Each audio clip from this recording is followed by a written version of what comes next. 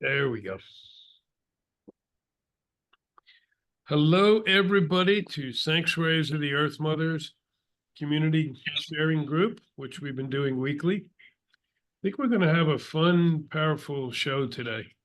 This thing is it came out of just a quick thought yesterday. Whoops, somebody else trying to get in. All right, we'll see what happens. And since Jean is here from Quebec, we thought we'd come on, and then people started coming together.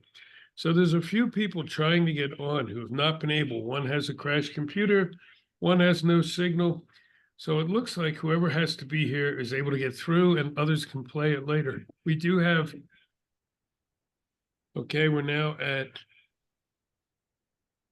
Pine Ridge. Our friends at Pine Ridge are tuning in again via my phone. Pardon me, Tom says they have 11 there. And 4 of them are young people. That's good. Welcome to all of you up at Pine Ridge. Whatever you have to say, type it out, type it in, and I'll get it up as best we can. Anyone else as well. And for those who watch the recording later as well, welcome in. You're still part of the circle, even if you watch it after the event. And so let's see what we wrote, and then we'll open it up a bit for some introductions. Yeah, that's what I thought.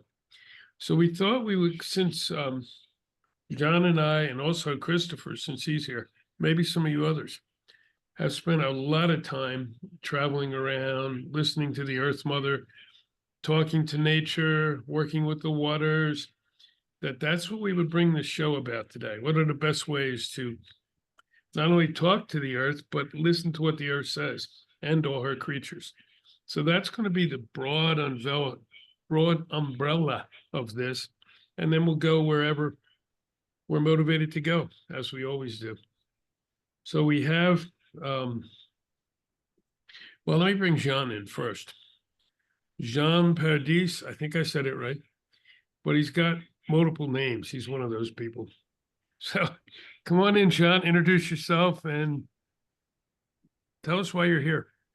Jean Paradis, Kanahak Beketzal.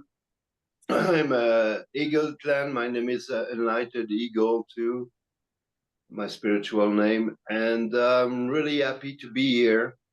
Life is wonderful. So, yes, I've been a firekeeper for many years, and I'm still a firekeeper, but I kind of been authorized after my last vision quest to pour the water in the sweat lodge when I was lighting the Chinook I received a while ago. And I retired last October, and my dream was to go around and visit the country of USA that I've been a little bit, but not that much. So I head out to 12 hours from Quebec to Halifax to attempt a really nice ceremony up there with the Mi'kmaq and the Blackfoot from Manitoba. Actually, they reintroduced a whole ceremony that used to be in the East, but that was forgotten.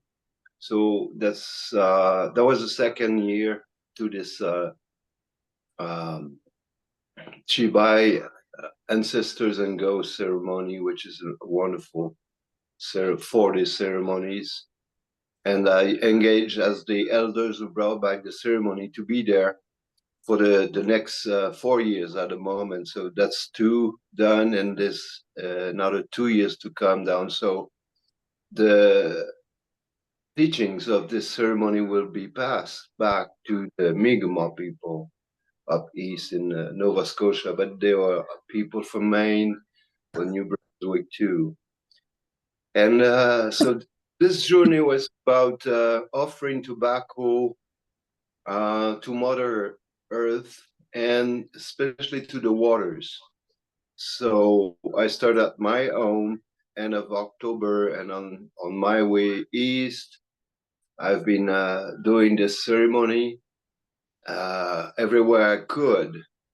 And from Halifax, then I went down the Atlantic shore to Florida. So stopping at many beaches, some lakes, other rivers, the creeks, even the little creeks, always offering tobacco. And after Florida, I left the Atlantic shore and I crossed to Panama City and I started again from Panama City, so Florida, Alabama, Louisiana, then Texas. So I went to the eastern beach of Texas, and from there I went up north to Santa Fe, where still I was offering the tobacco. That was the main activity, but sometimes where I stopped, I would, everywhere I stopped to sleep, I will be asked to clean up around, you know. Sometimes I was in a park, wherever, to clean Mother Earth, to honor Mother Earth by taking, you know, some trash out of out of her back. And from there, I went back to Albuquerque and the area, visiting some sacred sites, then to the petrified forest, some parks, heading to finally to Sedona. And when I was doing the ceremony every time and then in Sedona, I said, wow, what's going on here? And I spent a few days, a week, I think. Then I went to Parker by the Colorado, and I spent a week by the Colorado at my friend's, my spiritual sister was living there, and then I explained what I was doing, and we went to the river and we prayed together.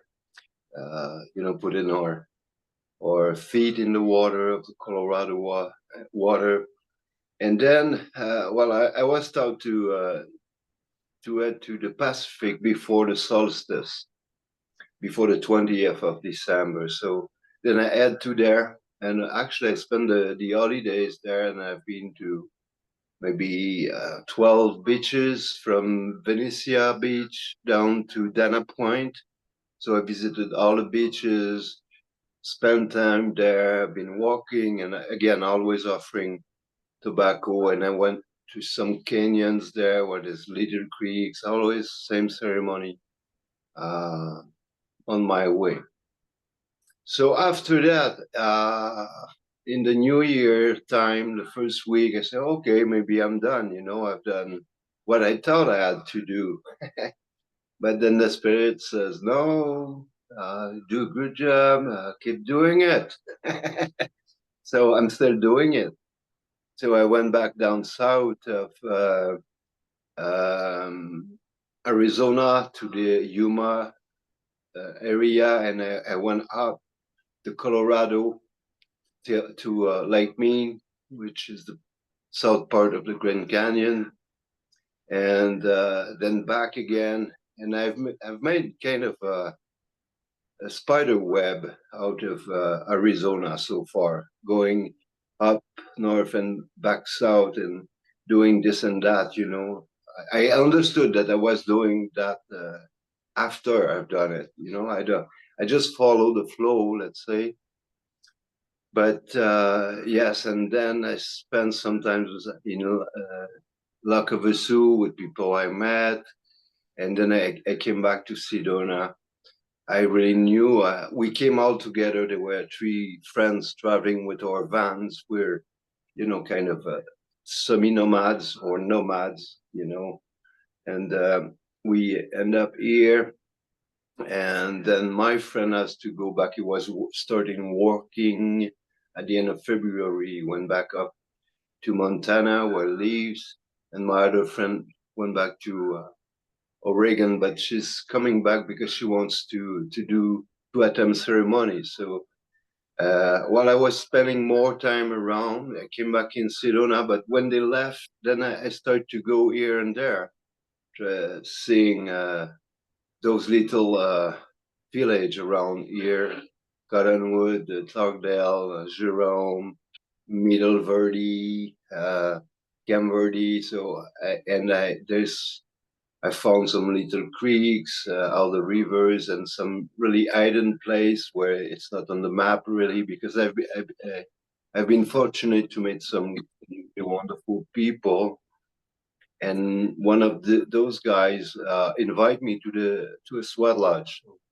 Since then, I attempt to 3 sweat lodges, and I want to keep going because that's the best way for me to be in touch with that water, for the tobacco to the fire, all sacred fire also, and the ceremony is so important in my life. So, and fortunately, I will have the chance to do some others.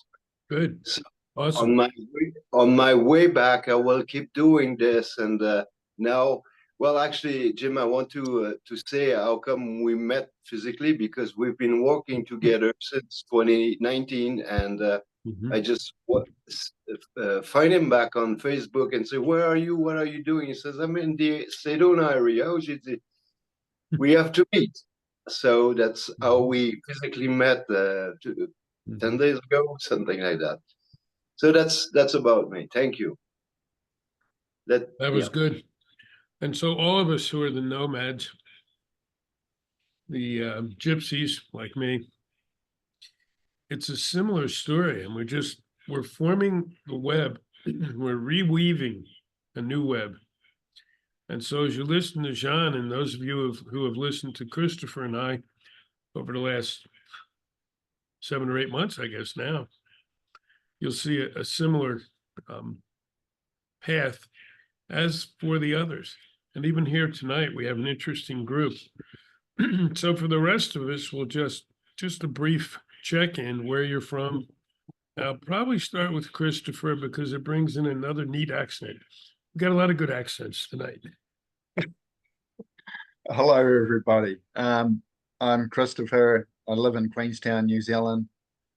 I spent 3 months with Jim last year. Him and I were doing the nomad thing for a while, and as well as things around Sedona, just connecting with each other, with earth, with community, and developing that sense of community, because we've both been very individual, working on our own, and now it's a time of community. So we're learning a new skill, and we're bringing that into what we do. So thank you, everybody, and I look forward to hearing from you all. Good. And Ruth had to leave, so she just said bye on the thing. So glad you were here for a little bit, Ruth. Anybody that has to get up 3 a.m. to go to work? Ooh, well, glad those days are done.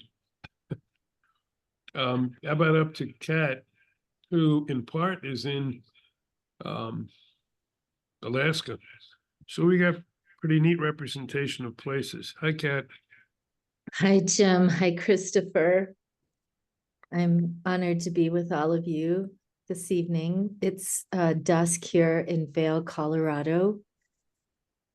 And I just literally hung up my cell phone from testifying for transportation that is helping homeless people get to doctors and work, and positioning affordable housing next to mass transit.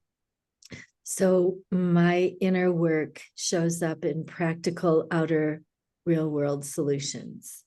That's all. Thanks, Kat. Sarah, you want to check in? Let us know where you're from. Sure. Hi, my name's Sarah, and I'm from Florida. Key Largo, Florida. Sorry. And I'm a housewife. I have 2 kids, husband, 3 cats inside. I have 20 cats outside I feed. Oh my. Yeah, I'm pretty busy throughout my day. And that's Well, welcome. basically what I do. Thanks. Good. And our good friend Gentle Thunder has appeared, who Jean and I were with for half the day today. Anyway, want to check in, Gentle Thunder, or are you good?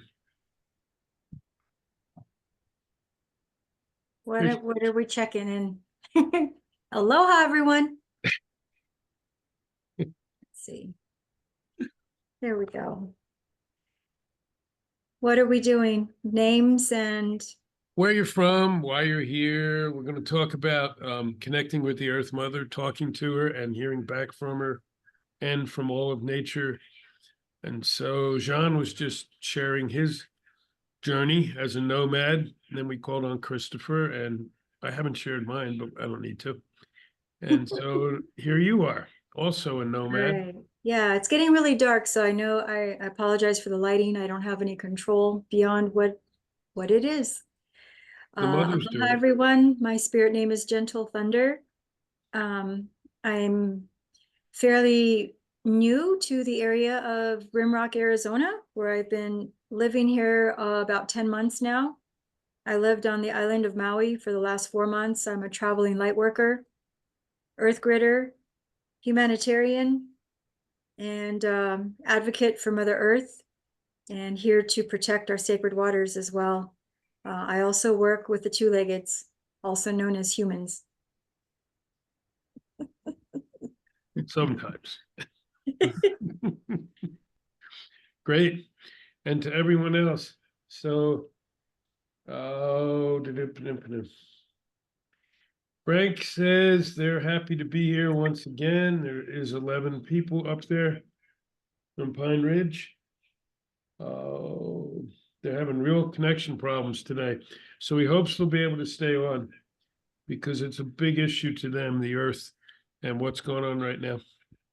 So thank you, Frank. Thanks for everybody up there with you. Glad you're here as always. You guys always add such a unique element to what we do. I'm Jim Gray Wolf. I'm also a nomad. I've lived all over. I've traveled a lot, worked with a lot of different cultures, and for now, I'm here. I keep getting told I need a home base. So I'm also in the process of buying a home right up the road from Gentle Thunder, actually one hill over. So she says we're going to start sending smoke signals. But we're very close to each other. And today she did this beautiful program on what's your superpowers. So kind of add that into your thoughts tonight as we do this as well, because to me, they're kind of related. I'm going to get into this place over there soon, and it's been a challenge doing this. I don't have the resources I used to, but somehow it's working out, and it's mostly because it's going to be hopefully a resource for community. That's the goal anyway, and I'm sure we'll make it work out. We have other people who are showing up. We have circles who are forming up. So it is that time, and we need to do it. So I'm really glad that we are doing this now. Now the big piece is how do we connect back in with nature in a good way and begin to work better with what's going on in the natural world. I was looking again today just for the heck of it, because I knew we were going to come on the air later, to see what was being said about what's going on in the natural world. And once again, I found virtually nothing. And I found this list of people's concerns.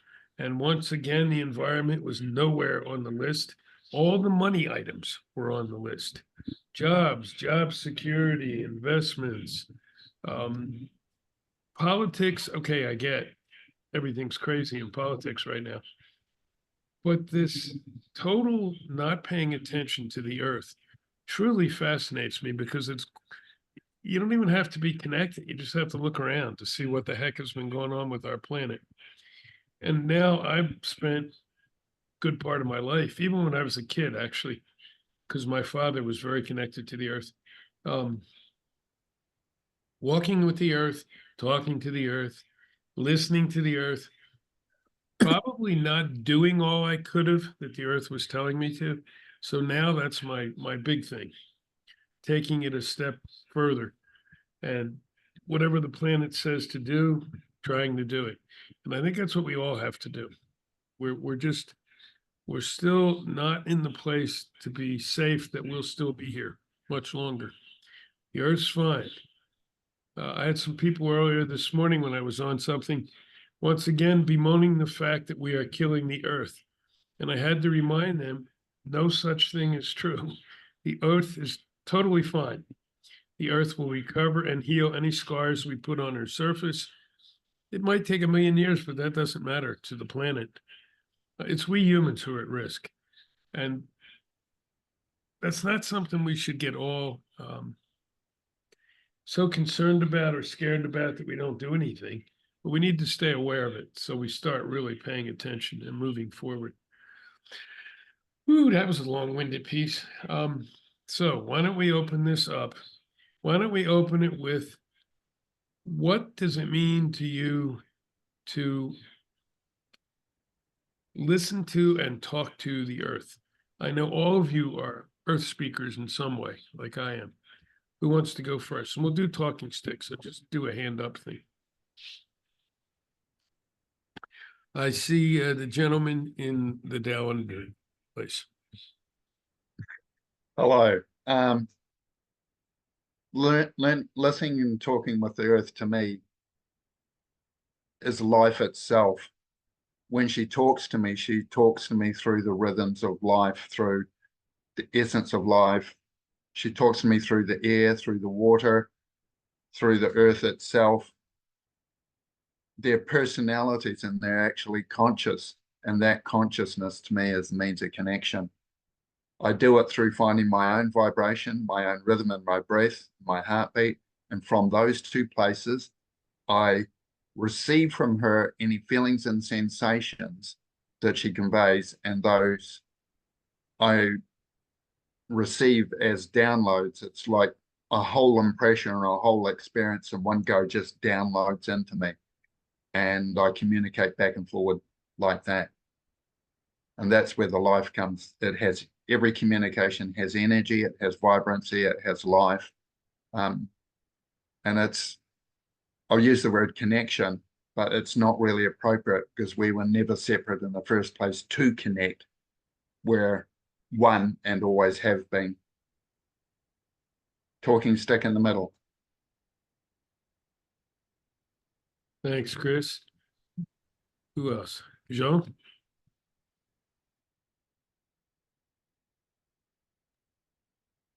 I thought you had your hand up. That's okay. I see you reading. Well, yeah. Okay, Kat. Would you prefer to go, John?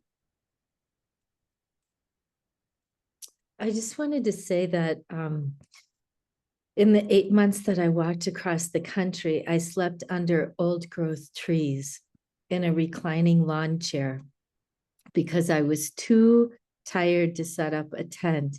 And am I glad that I reached that conclusion after the first couple of weeks? I was trying to shove a big old air mattress in this tiny oval opening. And after walking 20 miles a day, I just couldn't do it. So my solution was to make it easy. And I think what I did was I opened up my womb wisdom, because I would lay almost completely flat underneath the branches of the old growth trees. And I do feel as though I was infused with tree wisdom along that walk. And now for the past week or 10 days, I've been doing on Facebook Live these prayers for peace by 2030 on our planet. And it's surprising how many of those memories are being revealed that I didn't even know that I knew. So it does feel like it was an infusion, and I'm grateful for that. That's all. That's good.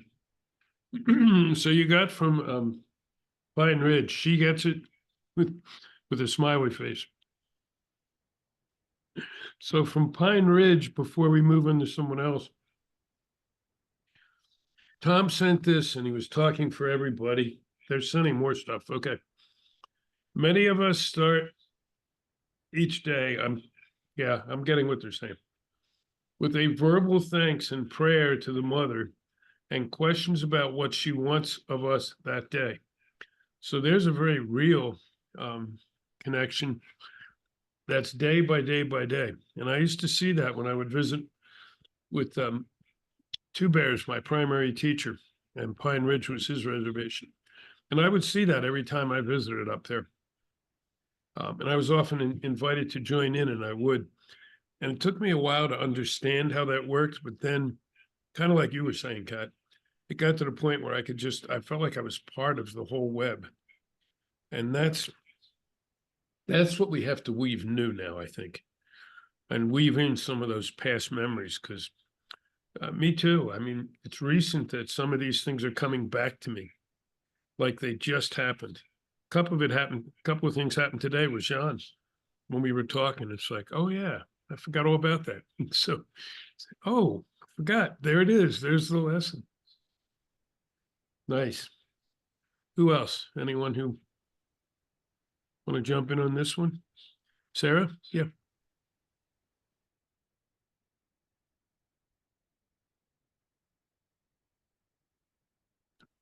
You have to turn your mic on, Sarah. Oh, sorry. There you go. Hi. Yeah, I feel at peace watering my garden. I feel a spiritual connection, like just, I don't know, I can't explain it. It just fascinates me how I could go in the garden and just water my plants and be at peace, you know? That's it. Thank you. hmm Chris, something to add? Yeah, I'm just going to reinforce that every morning, virtually, I'll go outside and I greet nature outside, trees, the bushes, the grass, the air. And to me, that's crucial. If I miss it, I notice it. That connection with nature is vital. Mhm. Talking stick in the middle. Whoops. Yeah, good point. Me too. Last couple of days I was busy early and I didn't do the connection as strongly as I usually do. And I felt it. It made a difference. Okay, it looks like we dropped John. I don't know where he went. He's around somewhere. Oh, he'll be back, he said. Okay. Whoop.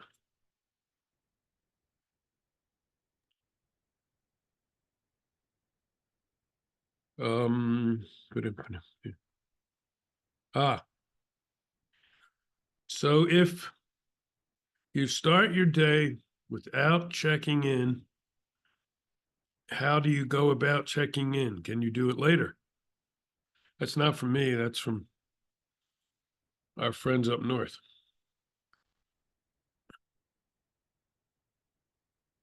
Chris? Yeah, I find that checking in, starting the day in that way, when we wake up in the morning, we're in a deeper state of consciousness, which has a connection internally. That's often where our dreams come from. It's through those deeper aspects of self. So when we go outside early in the morning and are coming from this already connected place, we're bringing that to our connection with the earth. And I find it's a lot easier to make that morning connection than it is later. Once we've got caught up in the day's activities, the mental dialogues of the brain, it takes a bit more to get that connection back. We can do it. Doing it any time is good, but I find that early morning is the freshest. And if you've got grass outside with dew on it, it's great to run your hands through that dew. And I just put some on my face, just acknowledging the water and the presence. And I find that very beneficial. Talking stick in the middle. Thank you. Yeah, for me, it's I check in several times during the day. Even if I have a really crazy day, it suddenly will hit me. Oh, I haven't checked in for 5 or 6 hours, and I'll just stop, even if it's 5 minutes, and check in. Sitting at the park today, when we were done with that aspect, I realized I hadn't taken my shoes off. And I went, darn, I lost that opportunity. I could have been there for an hour plus. better connected to the earth. So anyway, when we got back up here, I took my shoes off. So it's an ongoing process. My early morning connection with the Earth Mother is often guided by what comes to me in the nighttime. So it's often night first, and then what I check in the morning. Sometimes I'm not even clear what that is. I just know that, oh, okay, I heard something in dreams. So thank you for that, Earth Mother. Now talk to me. And it's that simple sometimes. Anybody else want to jump on this part? Yeah, I agree with both of you. I do make it a point. It's a routine. I have read recently that the most interconnected people have routines, like regular things that they do that just without fault they experience. And I do check in periodically throughout the day, especially when I am triggered or find myself kind of in sort of itchy relations. It's like, what's going on here now for me to learn? It's kind of a growth edge, a place in which I can feel, see, and listen to things in a new way. That's all. Good, John. Mike.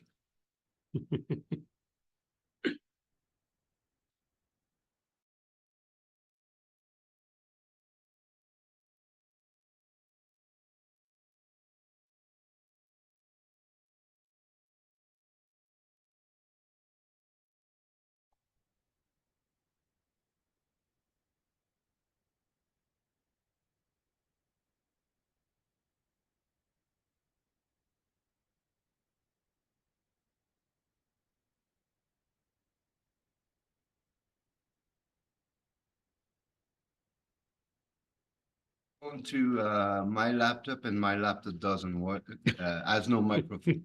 Well, so yes, Jim, you mentioned it, and actually, as much as I can be connected, it's at least 15 minutes barefoot every day.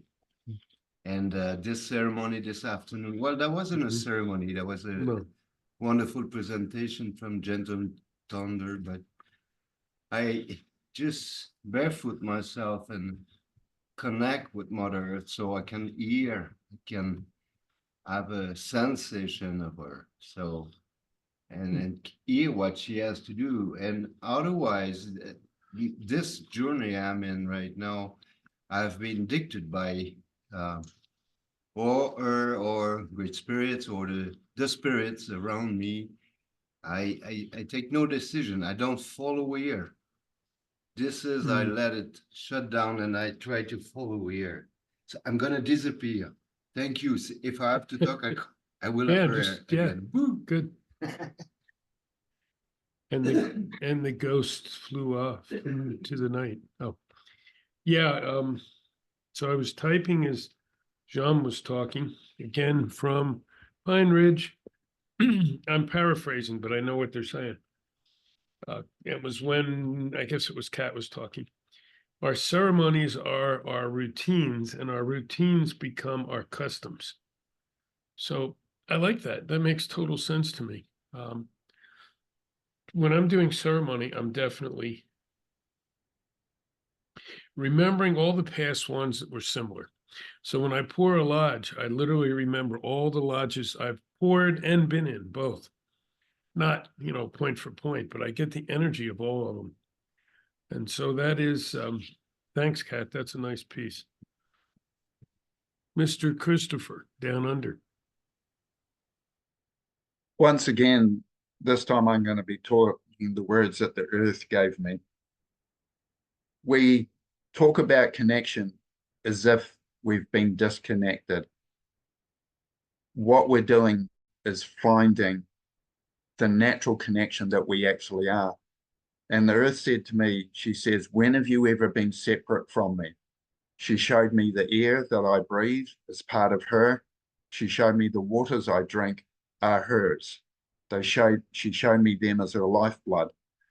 She showed me the minerals that come from her soil to the plants, to the animals, and then into our bodies. From our bodies, they eventually return back to the earth.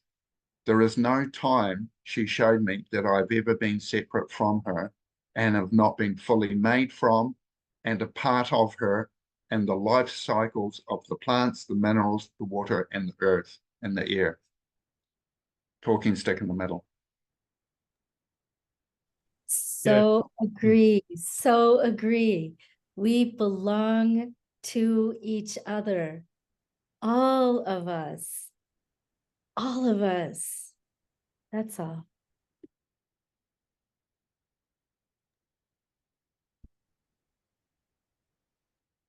So, oh, is that thumbs up? I got it.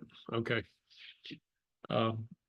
Yeah, and again, what I'm getting from Pine Ridge is we've not been disconnected, but too many people have forgot that they are connected. And I agree with that too. So many people I've worked with over the years have no idea that they're connected to nature and to the earth because they just haven't been taught that. Most who are brought up in the Western cultures are nothing like what they were talking about a few minutes ago. Whose father took them out to connect in the morning, or mother, or circle with the earth and ask the earth what the earth wanted, or even with the animals, whether they were domesticated or not. That's another whole stream. We'll get into that one in a minute, the whole animal piece. But yeah, no, I totally agree. Can't be disconnected because we're there, we exist. However, too many forget and it's gone. It's just not in their awareness. So what we have to do is reawaken. That's right. Mr.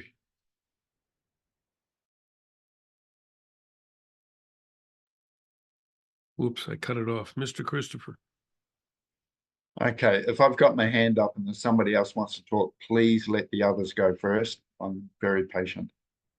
A big part of it that I find is being aware that in the connection and in the flow, it's coming from heart, it's coming from feelings. Feelings are our heart. One of the big lessons I had in going to America is how much we couldn't use our heads anymore. Both Jim and I found this. We found it together mutually. And it's the biggest shift that I can say I've ever had. It's shifting from head base, which is thought. Thought is separate from the moment. We had to learn to feel and be present in the moment. And this is where the mother talks to us. This is where we feel her. We feel the air we breathe. We feel the water we drink. We feel the nourishment we partake in. And we feel what we let go from our body to go back to the earth. The connection is in feelings, not in thoughts. Thoughts were the distraction. Now, it doesn't mean we don't reason things. In both awareness and consciousness, they are, I find, far more effective than thinking is or ever was. They have a greater awareness, a greater presence, and they are more encompassing.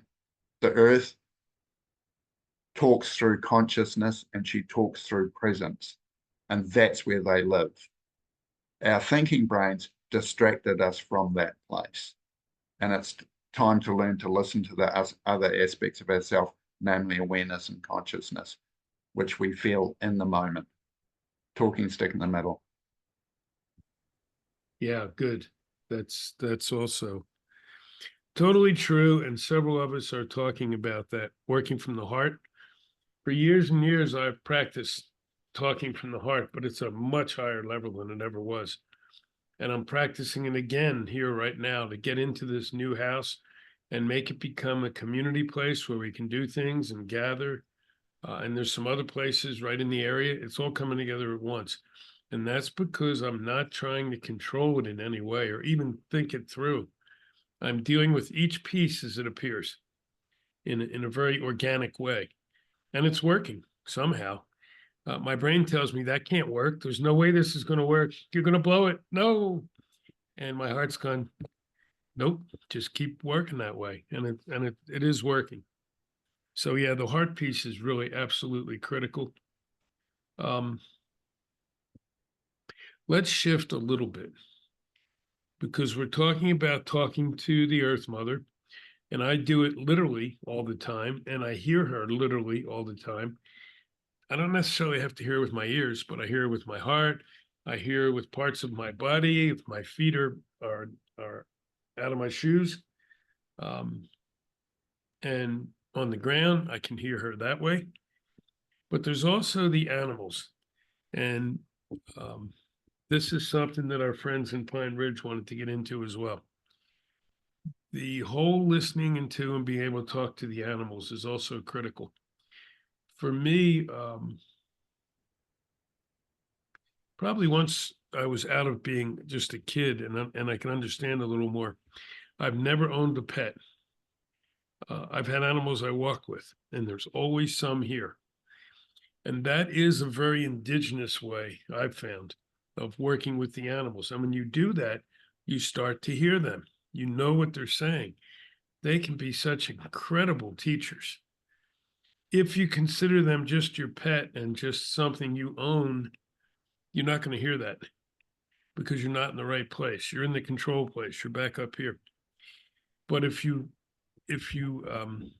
consider them part of your family, part of your circle, part of your community, this is what indigenous cultures did for so long. And a lot of times the animals would save them from harm or show them a better way to do something. We sure don't get that in many of our cultures. What's the last time you've heard anyone say that, well, I was talking to the cows in the field today, and they told me if we would just plant this over there, we'd have a much better yield. When actually the cows know it because they know what's working or whatever the animal is. So I'm curious what people think about that. And I see they're typing up there, but there's nothing to share yet. Anyone want to jump into the animals? Cat? So I don't think I have ever killed any animal, certainly not that I'm aware of. But my son, who lives on the Big Island in Hawaii, has now become a hunter. He does it as a way of both feeding his family and of helping the ecosystem come back to balance, because certain species were introduced that have thrown the balance of the plants and animals off. And I recall one day specifically, we were in the highlands and we saw cows and sheep and, oh, we must have seen a dozen different types of species. And I remember thinking what it must be like for an animal to be willing to give its life to a human. Fortunately, I didn't have to find out that day because my son, even though he had many animals in the sight of his gun, for some reason, he chose not to shoot any of them. I'm very happy that he didn't, because it would make me very sad. There's just something about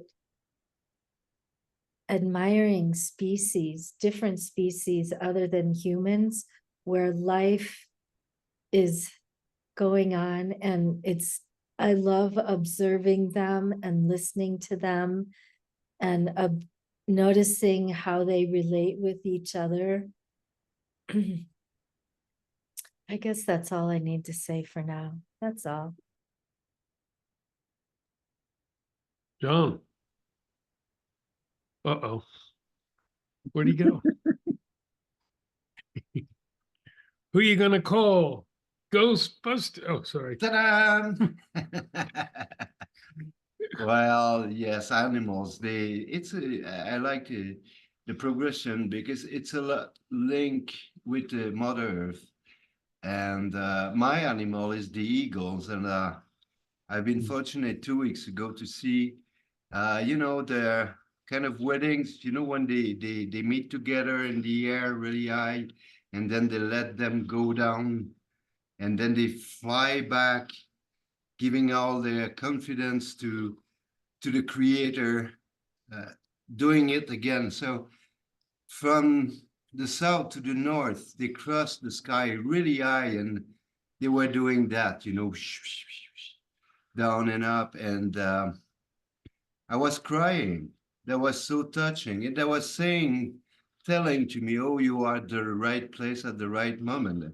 And there were people around, and I was trying to get their attention for them to see that, but they were looking at their cell phone, or I don't know. And that was a great gift. And this afternoon too, just before we eat, I was at my van, and I look up at the sky, and there's an eagle that came right up to me, and it was about the sun and he came up, stayed there a little bit, and just shake his tail like that, and boom, he went to the north direction. So I follow him, and he met with his mate. That was again that really high in the sky. He went met her. So again, that's only signs. And for me, the birds are so important. They're telling me, ravens, crows. Yesterday I was at the Great Canyon, and while I was having lunch, there were a really nice blue jay who came just aside of me, and I shared a little bit of my stuff. So this connection is really important, and it always reminds me that I'm at the right place doing the correct thing at that moment. So that's about it. Thank you. Thanks, John. That's good. Yeah, it's I'll jump to this too, and this next part, okay, comes from the res. And Hey, I've worked. Jim, Gentle Thunder was raising her hand. Oh, I finally had something to say. go ahead. I wasn't watching your box because you had go. Hey, I'm still here. I listen to everything you all are saying. I just had to color myself out for a moment, but I'm here. So I'd like to just share a brief story about the animal kingdom. And interesting.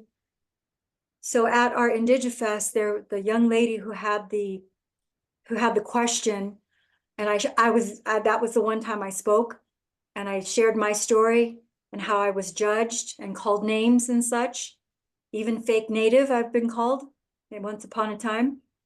And she took to heart what I said about all my teachers have been from other tribes and walks of life and other cultures and such, and that all the time that I was praying for a Dene to mentor me. Well, that happened today.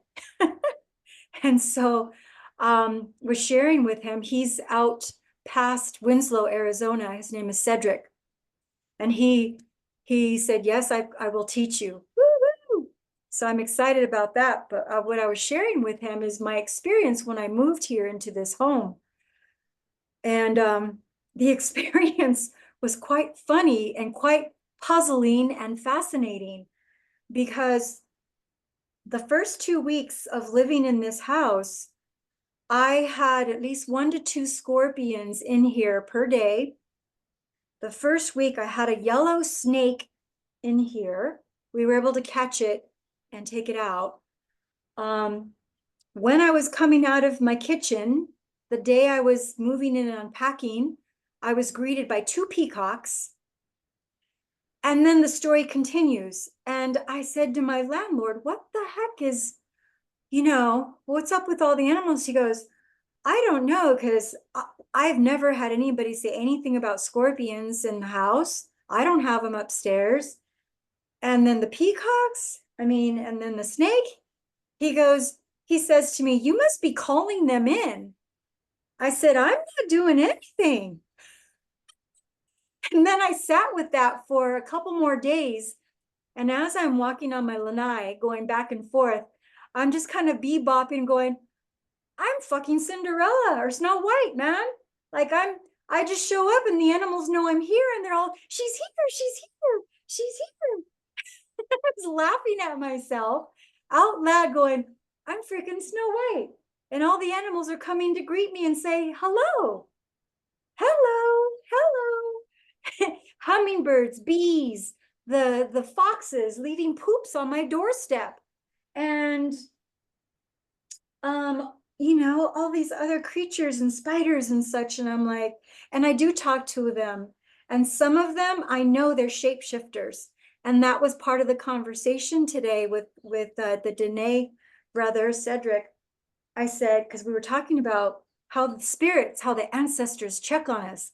I said, oh yeah, they've been in my house and I can tell when it is a shapeshifter. I'm like, I know why you're here. Go ahead, check me out. I got nothing to hide.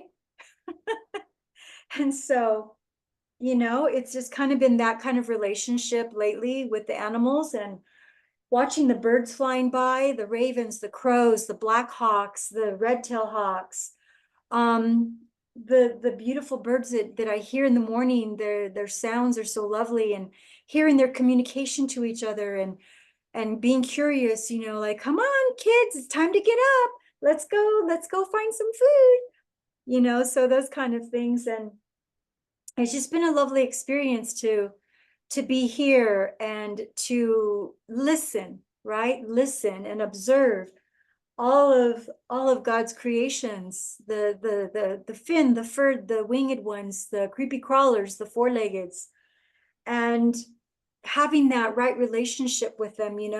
I catch and release. I don't crush them, and I say, you're going to be much happier outside than in here, so let me scoop you up and I'll take you outside. And they do. When I say that, they do. They'll be perfectly still. Let me put them in the little glass jar, and I slide a card underneath so I can take it out, and I go, there you go. You'll be much happier out here. And having that respect and that understanding, and knowing that I'm cohabitating with them, and where I live is so much foliage and rocks and such around, and knowing and reminding myself that they were here before me. They were here before me, and I'm here to live with them, coexist with them in the best way that I can as a human. And lately they have been such amazing teachers, and in observing, the trees and the water down below, and all of the animals, and watching how they respectfully are in balance with each other, even the hummingbird feeder. When I saw the bees starting to take it over, I got angry at first. Then I stopped myself and observed, and I'm watching, and I see that the hummingbirds are still coming in. And then I went, oh. I said, okay, as long as you have an agreement with each other, I don't mind that you share the feeder at all. And they have been ever since. And so, again, paying attention, observing, and being still, and just watching this beautiful movement. I like to call it a dance. We're all dancing with each other. We're all in this beautiful dance.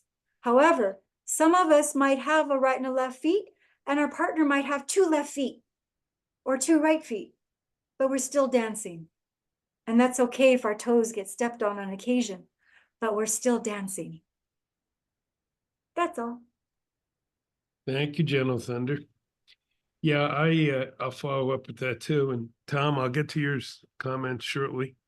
And everybody else with their hands up now. This is getting good. Yes, I talk to the animals. I have for a long, long time. And I've had training in it from some of my teachers who are really good at it. So I literally can talk to them and I hear them in those different ways that I said. I will often know at night, for example, I'm driving, I slow down and I slow down quickly because I know a herd of deer's coming up or a cat's in the road. And that's been going on for years. And people that experience it for the first time, first they think I'm nuts, and then they watch it happen, and then they look at me like, ooh, this guy's strange. But it actually works that way because you're all one. Like Gentle Thunder was talking about, you're one community then. There's the understanding that we're no better than those animals. We have different gifts than they do, but we're certainly no better than they are. And so the more you do that, it's really fascinating when it starts to happen. I've had times I'm out with my dogs, who are my family. I can remember one that's just coming to me. We took this long walk. We sat down. I sat on this log because I was pooped. They sat next to me on the ground. This fox came out of the woods and sat right next to my dogs. No fear either way, any which way. We all sat there for about 10 minutes. I had pictures of it. I still have them somewhere, which I put up online. And I mentioned, here's what happens when you start to connect in with your whole environment, the animals, the plants, the rocks, whatever. And boy, people started blasting away at me. You're crazy. That fox could have rabies. That fox could have bit you or bit your dogs. Never do that. Never go near. I didn't go down. I didn't approach the fox. It came and sat next to us. I mean, no, I never go up and approach a wild animal unless it wants to come and approach me. But these people were genuinely angry at me that I dared to connect in that way. And I was just really fascinated. I hadn't had something like that happen before. So I think let's do a couple of our hosts and then I'll jump to what the people up. Oh, they're sending more. Stop writing, Tom. Okay. Christopher. Yeah, I was going to say the animal kingdom to me, I'll start with the beginning of the story. I'd never connected to animals. I found it difficult until I did my trip to America last year. And thanks to Gentle Thunder, she invited me around one evening for tea. Went round there and then sitting outside. One of those conversations where it was a conversation without using words virtually. Suddenly, all the animal spirits started appearing to me in front of Gentle Thunder's place. I had never had contact with the animals before, and they came through and they showed me, and I felt how clearly every animal on this planet has its role. Every creature has its role, the same as we do. They listen more accurately than we do. And if we listen to the animal kingdom, we can get those messages. I still don't know how Gentle Thunder managed to do it, but it happened. It was really, really worthwhile. Thank you. Talking stick in the middle.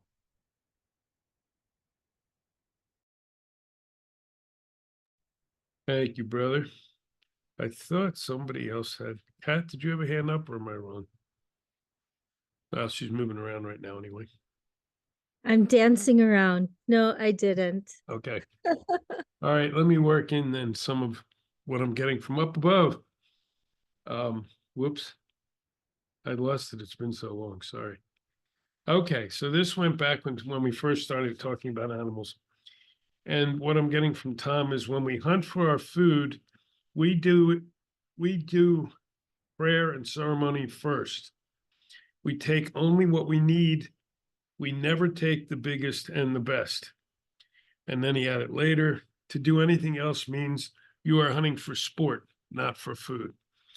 And I totally agree with all that. And I've worked with the people up there on that before too. Yes, there are people that hunt to provide food for their families, their communities, whatever. That is part of the circle of life. In the same way, I've had other indigenous cultures say to me, and if an animal should take a human life because it's hunting and the human gets in the way, we should also accept that as part of the circle of life. It's a little harder to do, but yes, I hear that. When they are hunting, like he says, when you're hunting for food, it's done respectfully. It's done with prayer and ceremony. You don't take the biggest and best. If the biggest and best appear, you leave them go, because to take them, you're depleting the gene pool for that population. That's trophy hunters. They go after the biggest and the best, and then what you have is a weaker group of animals. And so, thank you, Tom, or whoever that came from up there. And then they were also saying we have the different nations, and that's right too. The Plant Nation, the Buffalo Nation, the Hawk Nation, and that's because they consider them all part of the nation of creations. So it doesn't mean they think that the trees get up at night and walk. Maybe they do, but that's not the point. But each of these species is also a nation, just like there's the human nation. And some of them, I used to joke with some of my friends up there on the res that, hey, you guys are not the First Nation. The First Nation are the animals. And that's true. You know, what Gentle Thunder was saying, when we move into a place, we're moving into their home. So we should be respectful. And I do the same thing here. If they come and eat some of my flowers or some, that's fine. They'll eat their share. That's okay. Anything more to add on this piece, Christopher, before I add another element to it? Microphone, brother. One of the things I find is when I'm driving, I get a guidance of what speed to drive. If we drive too fast, we miss our connection with nature around us. If we drive too slow, it's not keeping up with it. When I get that middle ground, I find that the bug splatter on the windscreen, which so many people seem to get, basically doesn't seem to happen. For me to have a bug impact my windshield is very, very rare. Talking stick in the middle. Yeah, no, really good point. I totally agree. Same thing. So I'll just shift this a little bit. And the question from the audience is, maybe share a little bit about what to do when an animal is ill. And I would add either ill or dying. And I'll be curious to hear from John on this too, because he travels a lot as well. And I'm curious how he deals with this. I know for me, if I see an animal that's ill or dying, I stay with that animal. I go to that animal. Sometimes I've actually seen them get much better and leave and walk away. But other times, you know, something is dying. It's just as important, in my view of reality, to sit with a dying animal and help that animal cross into the spirit realm in a good way, as it is with another human, because they are part of that web. And both things are causing an action and a reaction in that web. John, do you have any? Oh, yes, I have. I thought you would. stories. Well, actually, first of all, I will pray for each dead animal, and I will do that, offer tobacco. If the animal is not dead, I will stop, and I will look what to do with it. But all the wings are really my family, and I will have to take care of it. The elder I had for many years passing the spirit word, and in the year coming, I will have to take care of so many wings. That was amazing. I had a full suitcase of them, and now they are getting transformed into fans and all that by a really good brother of me. That's a wolf clan guy. And but every day, you know, dead animal, I will offer tobacco and pray for their good way back to their spirit world, Yes. where they come from, and that they will be welcome there. Once, sometimes it's really astonishing, you know. When I was in Manitoulin Island, and I was with two other person, and we saw a big blue heron on the road, on the side of the road. It wasn't moving and all, so I stopped. And I don't go fast, you know, anyway. So I stopped in front of it, and I took my tobacco, my left hand, and I went to it and offered the tobacco to it, and then it turned around and almost bite me. Oh, okay, it's alive. I was afraid.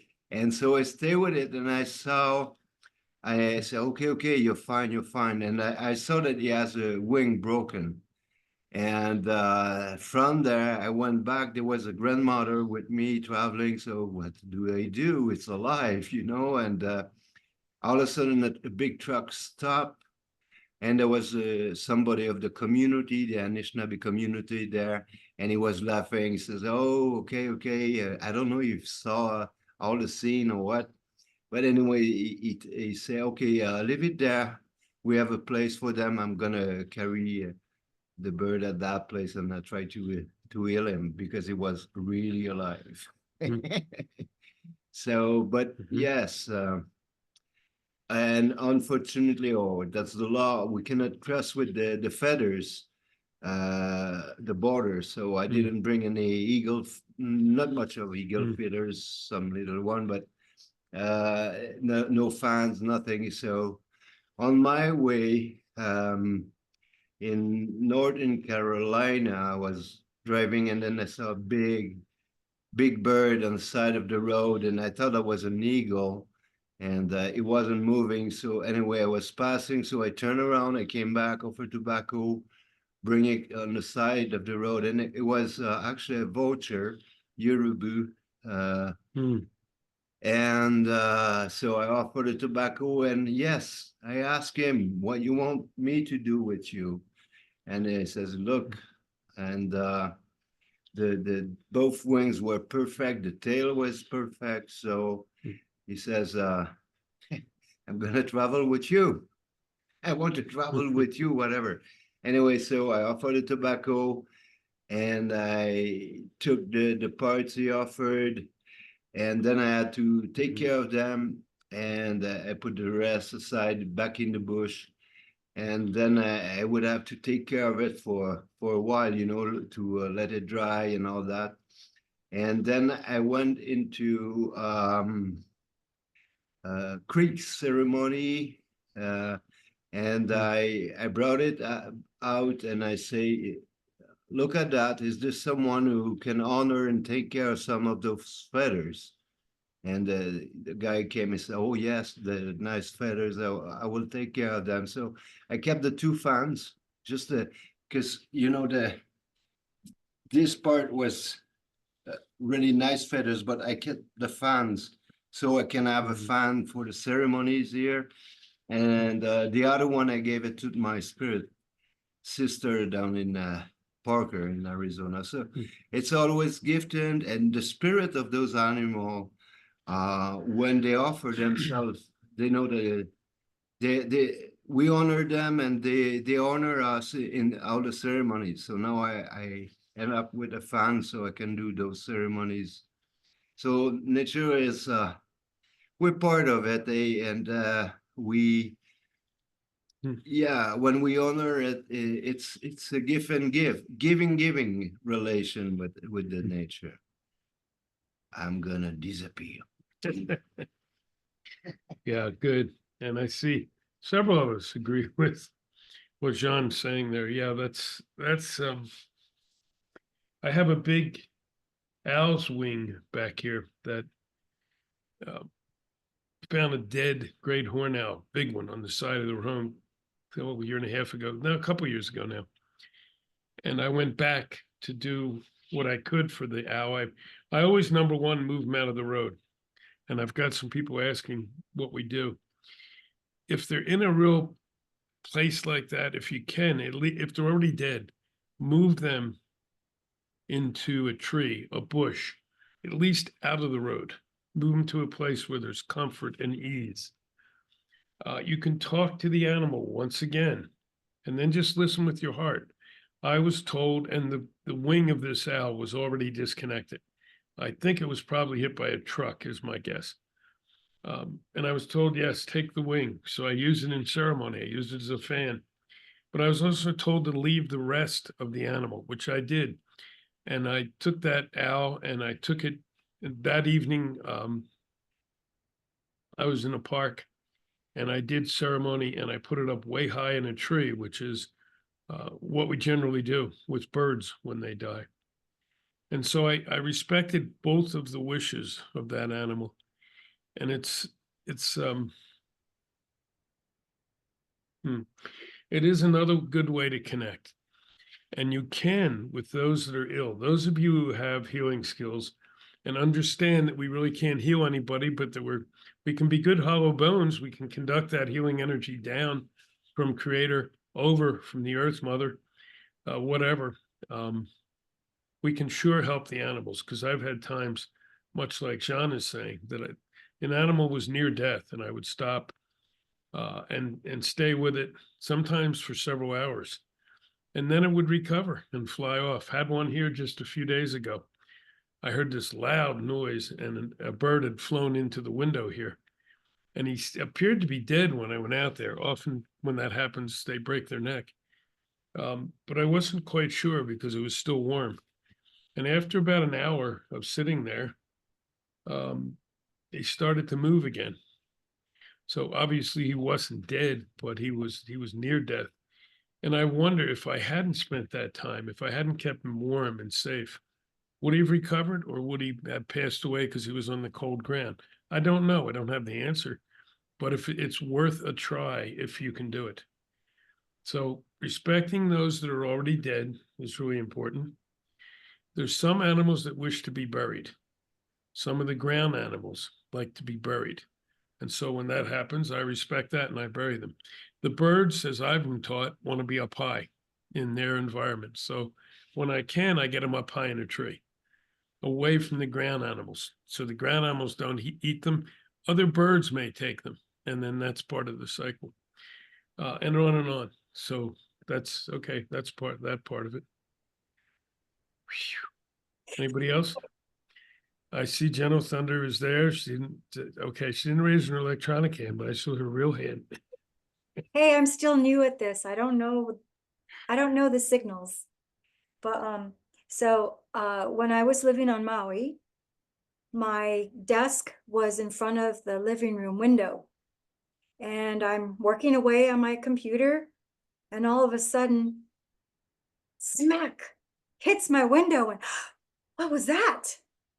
And so I go out the door and I look, and there's a dove with its neck like this. And I went, oh my gosh, oh my goodness, oh my goodness, oh my goodness, it broke its neck. It flew right into my window, broke its neck. What I do, I call my Kumu Jake, and I'm freaking out. I'm like, oh my God, I think his neck is broken. What do? I don't want to touch it. He's just there on the lanai. He said, get a box, put a towel in there, and get a bowl of water, and pick it up with the towel first and then put it in there. Don't touch it. I said, but I think it's dead. He goes, it may not be, but let's find out. Okay. So put in a box, put the lid on, keep it really dark.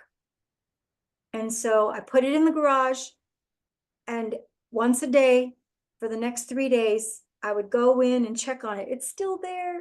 It's just laying there. It's not doing anything. So I would change the water out, go out there and talk to it and give it love, send it love. And every day. And then by like day 2.5, ooh, I see poopies in there. It's pooping. That's a good sign, but it's still laying in there like it's lifeless. Change out the water, fresh water. Day 3, it's sitting up. I went, oh my gosh, yay. So it needed to be in the darkness because it went into shock, is what I found out. Went into shock, lost its bearings, didn't know what the heck, and it came about. And so I picked up the box very gently, carried it out, And I said, okay, little one, fly, fly, you can go. And it just sat in the box. So then I thought, well, let me tip the box on its side. Maybe it'll just go out on its own. Didn't want to like shake the box and say, okay, get out. So I tipped the box and I stepped way back and I'm observing, you know, it doesn't know I'm there. And sure enough, it steps out and it's in the driveway and it's just hanging out, not doing anything, and just being patient and holding space and sending love. And then sure enough, takes flight just like that. And I was like, wow, that for me was a really, really beautiful experience to see how you can nurture something back to health by just holding space, sending it love, being patient, giving time, water, you know, just keeping water there. And once it was ready to go, it did. And it was such a beautiful moment to experience, seeing what happened in that tragedy, thinking it broke its neck and it's dead already, to it was only in shock. It takes time, it'll get revived, and when it's ready, go. But also, you know, I have also picked up animals off the road, put some tobacco down on them, take them under a tree or at least to a bush, like you say.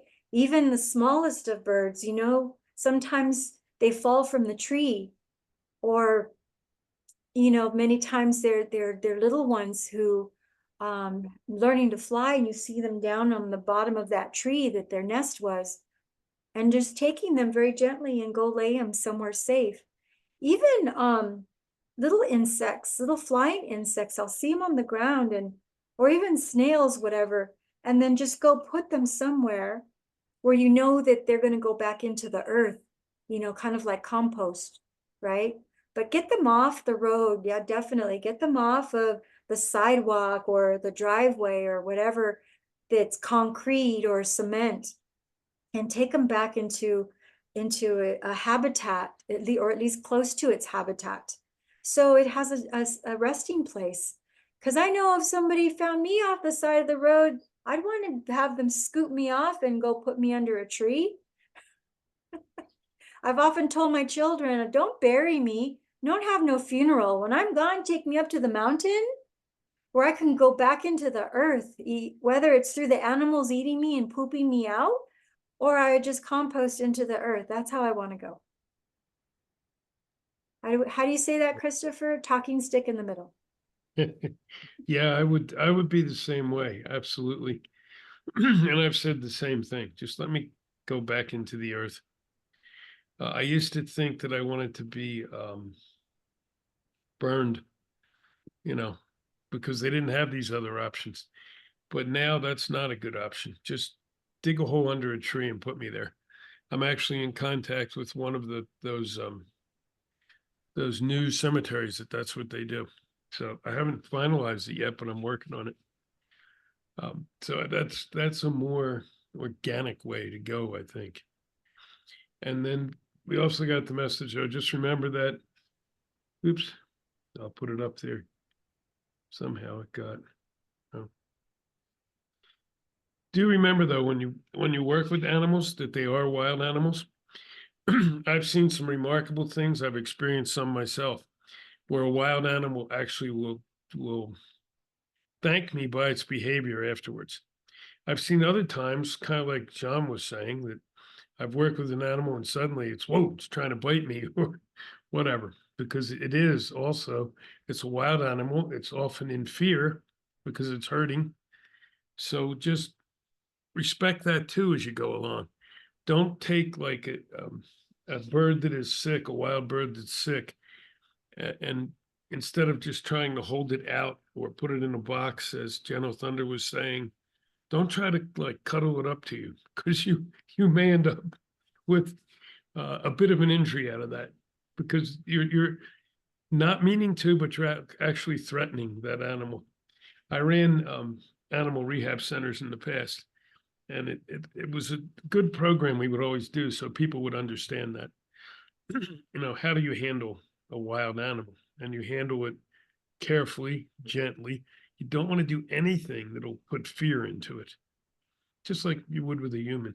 And Gentle Thunder, if I saw you on the side of the road, I promise you, I'll move you off into and under the tree in a nice place.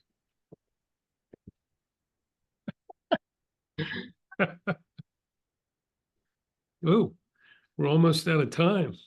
Darn, time goes fast when we're having fun.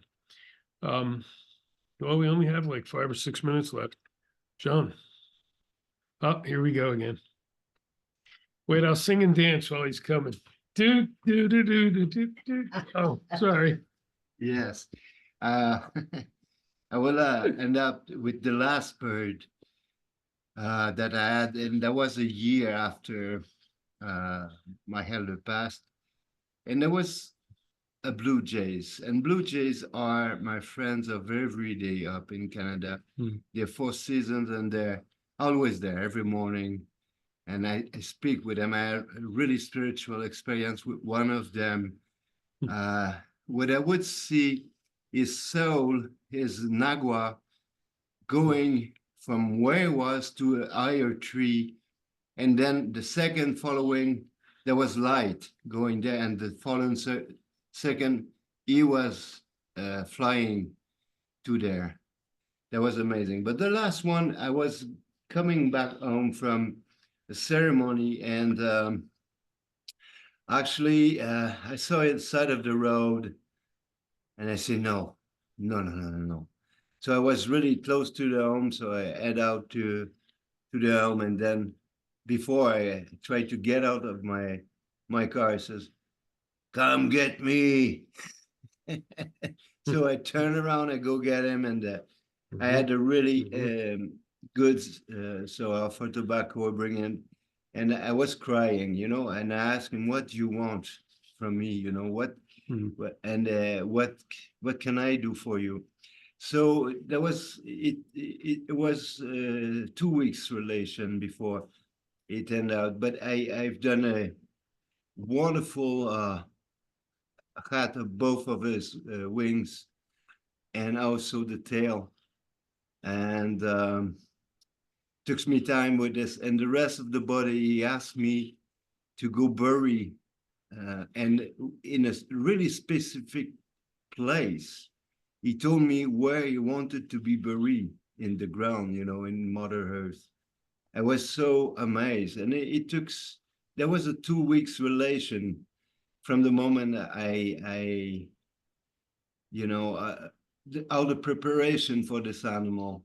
And I've done what he asked, and offered the tobacco and some food. He wanted to be buried with some food. So I've done what he asked, but still I have this really wonderful blue jay wings that are made like, it's really wonderful what he left. And now I gave it to my friend for him to do something with it. And I spoke with him. He said, oh, you're gonna be wondered with what I'm doing with all the wings you brought to me.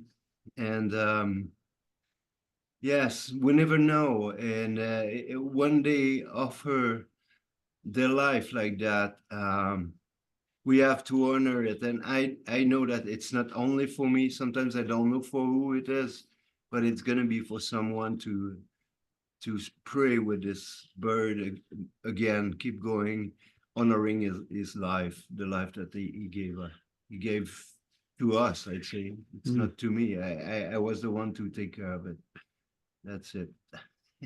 Thank you, Jim. No, that's good. Thank you. So there are more things coming up. Sorry, Tom. Yeah, there's still a lot of other great parts of this topic. So I think we'll do another program and bring the animals again in before long. Because there is so much more to do. Had an interesting discussion today. There was a woman at Gentle Thunder's program who had her little dog with her. And this is a little tiny Chihuahua, and it's 14 years old and very, very ill and getting near the end of its journey. And so we had this little talk on the side afterwards of what do we do when an animal who's walked with you a long time is reaching that point? Do we wait and let nature take its course? Is it good and proper to cause the end of its death? And I don't pretend to have those answers. I struggle with it every time I have an animal friend who reaches that point. So maybe we'll do a show around that, and but also some of the upbeat pieces of new animals coming into our life. Chris, you got your hand up. Maybe we do like last comment from you, and then maybe you would wish to do a something to check us out. I was just going to offer a simple thanks to our brothers and sisters in Pine Ridge again. I want to give a personal thanks to Gentle Thunder for helping me connect with the animal spirits. It's been huge for me. It still continues and has been a big part of my life. And thank you to everybody that's offered something here. Those who listen to this afterwards, since we're going to have a second session, if you have any questions, please forward them to the YouTube clips or wherever you see it, the video posted. You're welcome to offer the questions. And from here, I'm going to ask us all just to reflect on the role animals play in our life. If we imagined a world without animals, without insects, without flying ones, without the finned ones, what sort of world it would be? And one of the big ones is we'd have no food because the bees pollinate our food. And that's just one creature in the mix. And being aware that every animal plays its role, no more or less important than our own. We breathe with this. We think with this with every breath. We share the breath with the animals as we do with the earth. Nothing is left out of this breath, this cycle, this wheel of life. To forget that is to forget ourselves. It is in the wheel of life that we find who we are, where we are. And I like to reflect on that and ask you to contemplate this until our next session, or keep it in mind so we respect this wheel of life and our role in it. Thank you. Thanks, Chris. That's perfect. And Sarah had to leave to put her kids to bed. Thank you, Sarah, for being here as well. And yeah, our friends on Pine Ridge, and they want to put in for another show on animals, animal guides. Different than I've done so many shows on animal guides, but this is different now, what they're pointing out. The whole meaning of animal guides and how we work with them and how important they are right now is taking a huge shift. So maybe we'll bring that one in too, since it's, and anyone else who has ideas around the central theme and wants to put them out, please let us know, message us on Facebook, put something up in the Sanctuary group, whatever. I mean, we welcome other ideas. That was a good closing, Chris. Does anyone else want to put in some final words, or are we complete? Yes, binoculars to you all too. Oh, I'm sorry, I see. Gotcha. Good night, all. And yes, people who play this later, if you get any good feelings out of this, any information, put it up there for friends. Goodbye, my friends.